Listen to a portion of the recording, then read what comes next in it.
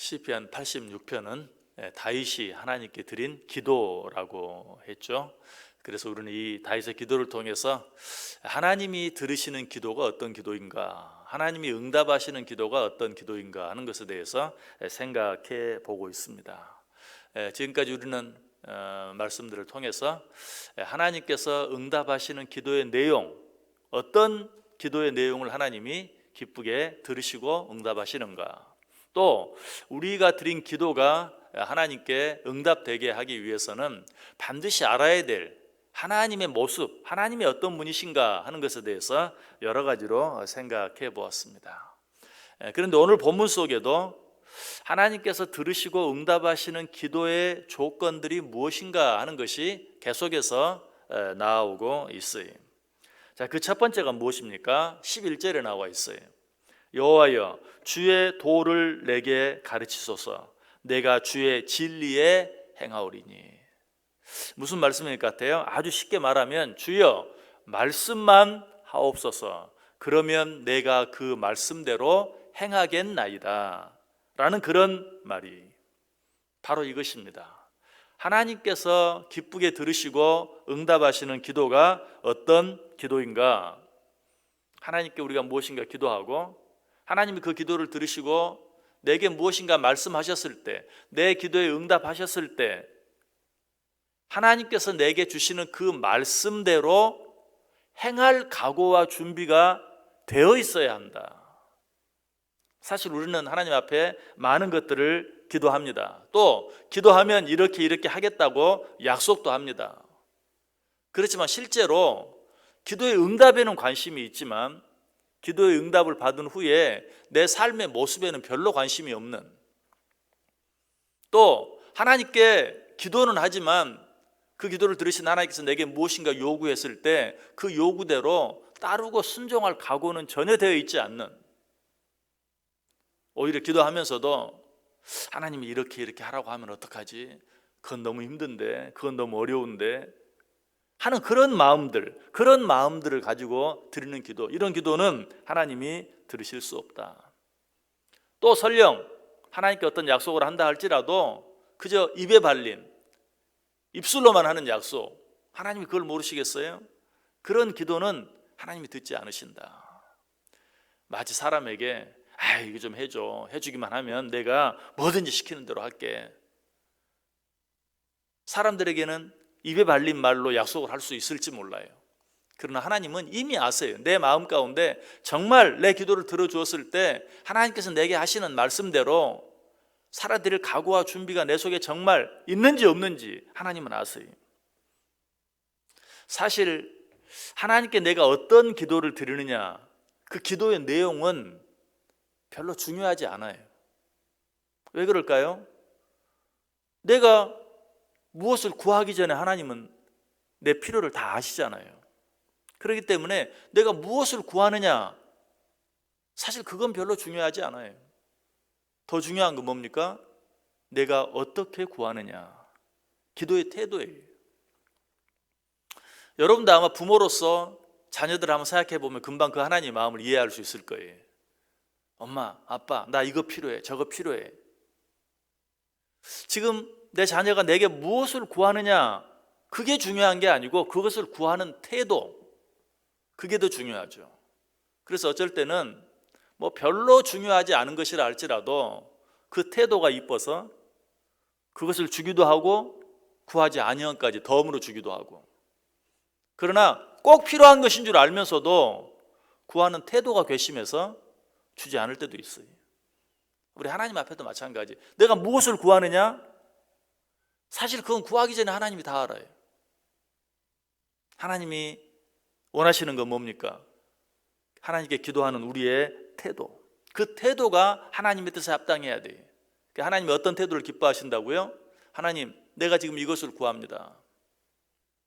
이 기도에 응답해 주시기만 하시면 하나님께서 내게 무엇이라고 하든지, 하나님이 내게 주신 것의 2배를 내게 요구하신다 할지라도 나는 순종하겠나이다 하는 그 말이 아니라 그 마음, 그 태도를 하나님께서 원하신다. 그러므로 우리는 하나님 앞에 무엇을 구할 때 정말 하나님께서 내게 무엇을 요구하시든지 내가 그 요구에 순종할 마음의 준비가 되어 있는가 하는 것을 확인해 봐야 돼. 이것이 하나님께 무엇을 얻고자 하는 자들이 마땅히 가져야 할 태도예요. 다윗에게는 이런 마음이 있었어요.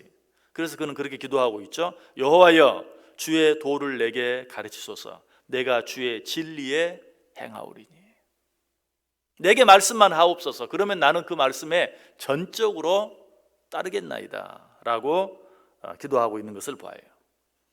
또 한 가지, 우리의 기도가 하나님께 기쁘게 응답되어지게 하기 위해서는 어떻게 해야 하는가? 11절 뒷부분 보세요. 일심으로 주의 이름을 경외하게 하소서 라고 기도하고 있죠. 우리의 기도가 하나님께 응답되기 위해서는 어떻게 해야 돼요? 일심으로 하나님을 경외해야 돼요. 하나님은 자신을 경외하는 자의 기도를 들으세요. 어쩌면 이것은 첫 번째와 똑같은 내용일 수도 있어요. 하나님을 경외한다는 건 뭡니까? 하나님의 말씀에 순종하는 것이죠. 하나님은 그런 자의 기도를 들으신다. 시편 25편 12절 그리고 14절 보면 여호와를 경외하는 자 누구냐? 그가 택할 길을 그에게 가르치시리로다. 여호와의 친밀하심이 그를 경외하는 자들에게 있으며 그의 언약을 그들에게 보이시리로다. 무슨 말이에요? 여호와를 경외하는 자가 누구냐? 하나님은 그런 자의 기도를 들으신다. 여호와를 경외하는 자가 누구냐? 하나님은 당신의 친밀함을 그런 자들에게 보이실 것이다. 결국 무슨 말이? 하나님은 당신을 경외하는 자들의 기도를 반드시 들어주신다라는 뜻이죠. 시편 103편 11절, 13절, 17절에도 보면 이는 하늘이 땅에서 높음같이 그를 경외하는 자에게 그의 인자하심이 크심이로다. 아버지가 자식을 긍휼히 여김같이 여호와께서는 자기를 경외하는 자를 긍휼히 여기신다. 여호와의 인자하심은 자기를 경외하는 자에게 영원부터 영원까지 이르며 그의 의는 자손의 자손에게 이르리라. 다 무슨 말씀이? 하나님을 경외하는 자에게 하나님께서는 놀라운 것으로 허락해 주실 것이다. 하나님을 경외하는 마음이 없이 드리는 기도, 이런 기도는 응답되어질 수 없죠. 왜? 하나님을 경외하는 마음이 없이 드리는 기도는 하나님의 이름을 망령되이 일컫는 거예요. 하나님을 경외하는 마음이 없이 하나님 이렇게 해주세요, 저렇게 해주세요, 이건 뭐예요? 하나님을 망령되이 일컫는 거죠. 어떤 사람에게 우리가 무엇을 부탁할 때도 마찬가지, 정말 그 사람이 내게 도움을 줄 수 있는, 아니 그 사람만이 나에게 도움을 줄 수 있는 그런 분명한 마음을 가지고 부탁하지 아니하고 들어주면 좋고 들어주지 않으면 할 수 없고, 이런 마음으로 그 사람을 사실 놀리는 거죠. 그 앞에서는 뭔가 부탁을 하는 것 같지만 글쎄 네가 이 부탁을 들어줄지 안 들어줄지, 이런 마음으로 기도하면 그 사람의 이름을 망령되이 일컫는 것과 똑같아요. 하나님께도 마찬가지라는 거예요. 진정으로 하나님을 경외하는 마음이 없이 무엇인가를 부탁하는 것, 무엇인가를 구하는 것, 이것은 하나님의 이름을 망령되이 일컫는 것이다. 기도가 아니고 하나님의 이름을 망령되이 일컫는 것이다. 그리고 이런 기도가 바로 중언부언하는 기도입니다.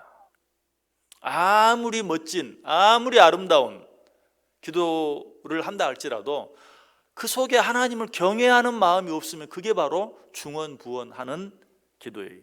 하나님이 이런 기도를 들으시지 않겠다고 분명히 말씀했어요. 물론 하나님께 기도하는 자 치고 하나님을 경외하는 마음이 아주 없는 자는 없을 거예요. 그렇죠? 무엇인가 기도한다는 것은 조금이라도 기대하는 마음이 있으니까, 그 마음은 어떤 마음입니까? 엄밀하게 말하면 경외하는 마음이죠. 그런데 오늘 본문을 자세히 보면 뭐라고 말하고 있어요? 하나님을 경외하는 자, 그런 자의 기도를 들으신다, 그렇게만 말씀하지 아니하고 일심으로 경외하는 자, 일심으로 경외하는 자, 하나님 이런 자와 함께 하시고 이런 자의 기도를 들으신다. 일심으로라는 말은 무슨 말이? 한 마음으로 라는 뜻이죠. 그러므로 하나님을 경외하는 마음으로 기도한다 할지라도 한 마음이 아니라 두 마음, 갈라진 마음, 나뉘어진 마음, 이런 마음으로 기도하는 기도는 들으실 수 없다라는 것이죠. 야고보서 1장 5절 이하에 보면 너희 중에 누구든지 지혜가 부족하거든 모든 사람에게 후히 주시고 꾸짖지 아니하시는 하나님께 구하라. 그리하면 주시리라. 오직 믿음으로 구하고 조금 더 의심하지 말라. 의심하는 자는 마치 바람이 밀려 요동하는 바다 물결 같으니 이런 사람은 무엇이든지 주께 얻기를 생각하지 말라. 두 마음을 품어 모든 일에 정함이 없는 자로다. 두 마음을 품은 자들은 무엇을 얻기를 생각하지 말라. 여기서 말하는 두 마음, 그 마음이 어떤 마음일까요? 들어주시면 좋고 뭐 안 들어주시면 뭐 내 방법대로 해봐야지 뭐. 이게 두 마음이. 하나님께 기도는 해요. 하나님을 믿어요. 하나님을 경외해요. 그러니까 그 하나님께 내 필요를 아뢰고 기도해요. 그러나 그 마음 뒤에 뭐가 있어요? 들어주시면 좋고 안 들어주시면 할 수 없지만 내 방법대로 해보는 거지 뭐. 이게 뭐예요? 두 마음이. 일심으로 하나님께 기도하는 게 아니에요. 나는 이것밖에 없습니다. 그리고 하나님이 들어주시든지 들어주시지 않든지 이쪽이든 저쪽이든 그것이 하나님의 응답인 줄 믿겠습니다. 이게 한 마음이에요. 이게 일심으로 하나님을 경외하는 거예요. 내 뜻대로 해주시면 좋고 안 되면 나도 내가 내 방법대로 알아서 할 거예요. 이건 한 마음이 아니에요. 이런 자의 기도는 무엇을 얻을 생각을 하지 말라라고 성경이 우리에게 이야기하고 있어요. 그리고 좀 더 심하게는 뭐라고 말합니까? 두 마음을 품은 자니 그 마음에 정함이 없는 자로다. 깨끗함이 없는 자다 라고 단정 짓고 있어요. 두 마음을 가진 자, 이렇게도 할 수 있고 저렇게도 할 수 있는 자, 그런 자는 마음에 정함이 없는 자요, 그런 자의 기도는 들을 수 없다. 그런 자는, 그런 마음으로 기도하는 자는 무엇을 얻을 줄 생각도 하지 말라. 우리들이 하는 말로 말하면 기도 응답 받을 것 꿈도 꾸지 말라 라고 이야기하고 있어요. 여러분, 어떤 마음으로 하나님 앞에 나오십니까? 또 어떤 마음으로 하나님께 기도합니까? 나는 하나님 밖에 없습니다. 나는 하나님의 말씀 밖에 없습니다. 나는 하나님께 기도했습니다. 이제 이 기도에 대해서 어떻게 응답하시는가 하는 것은 하나님 당신의 뜻입니다. 나는 예스 하시든지 노 하시든지 거기에 따르겠습니다. 그것이 하나님의 뜻인 줄 알고 그 길로만 가겠습니다. 예스 하시면 하고 노 하면 하지 않겠습니다. 일심으로 하나님을 경외하는 자, 이렇게 하나님 앞에 나아오고 이렇게 하나님께 기도함으로 말미암아 여러분이 드리는 모든 기도가 하나님 앞에서 항상 내가 구한 것보다 더 좋은 것으로 응답되어진 은혜와 축복을 받아 누리며 살아가시기를 주님의 이름으로 간절히 축원합니다. 기도하겠습니다.